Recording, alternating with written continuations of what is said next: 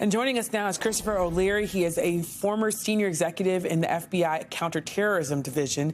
He now leads global operations for the Soufan Group, a global intelligence and security firm, and former senior counsel to the House Intel Committee and founder and executive director of the National Security Institute, Jamil Jaffer. So thank you both for being here. So Chris, what will investigators be looking into to determine sort of why this happened and how he went from being someone who had this long history in military service to someone who was radicalized and pledging allegiance to ISIS?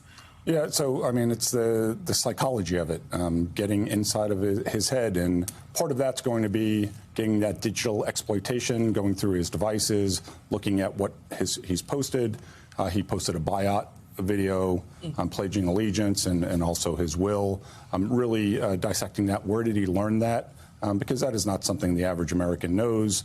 And what was the glide path bringing him from grievance, if he had one, to mobilizing towards violence, and why was it such a condensed period of time?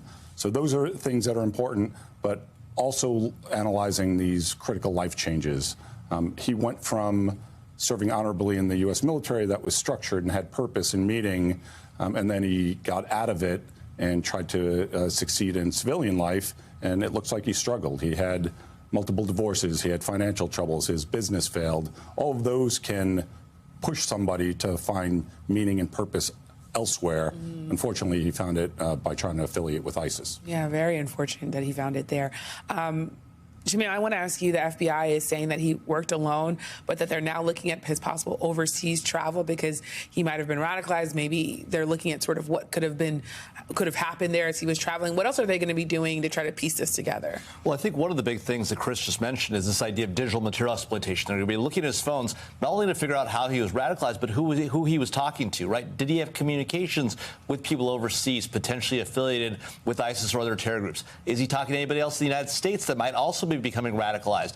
Did he have any connections whatsoever to the Las Vegas case? As far as we know today, there is no direct connection according to the FBI, but they're looking at that because of some of the similarities in the cases. So that's going to be a big part of this. In addition, they'll be talking to his neighbors, the other people that know him, and see what did he say about these things? How did he behave? What caused this radicalization to happen? And where did that change happen? As far as we know, it was probably around February of this year, maybe a little bit earlier. Those were the first postings on SoundCloud, which have these very radical thoughts about music, about movies, about all sorts of things that you would expect an American to be accustomed to. And so we'll see what more we learn. Yeah. And Chris, there's also this issue, which is that the FBI director, Christopher Wray, has repeatedly warned about international threats. But there, of course, is this worst nightmare scenario where you have what looks like a lone actor who's been radicalized. So do you feel like there might have been anything missed here, or is this just something that you can't really plan for because this is someone who's being radicalized possibly on his own that you can't track in the same way? So Director Wray has, and other intelligence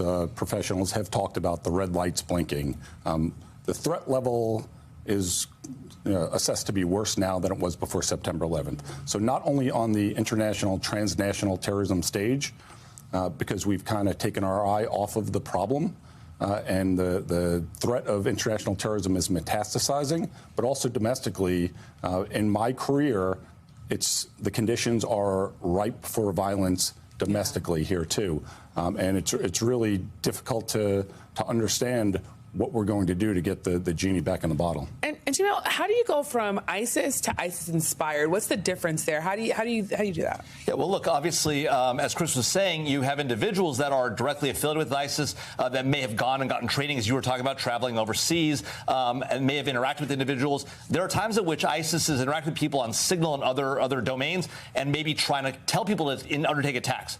Other times, they're just watching these videos online. They see these things. They get motivated. They're having other difficulties in their lives that may be mental illness issues, which, this is a guy who talked about potentially killing his entire family. That wasn't radical enough for him, wouldn't get him enough attention, so he decides to drive a truck into a crowd in New Orleans. Obviously, radicalization, but also clear mental health issues as well.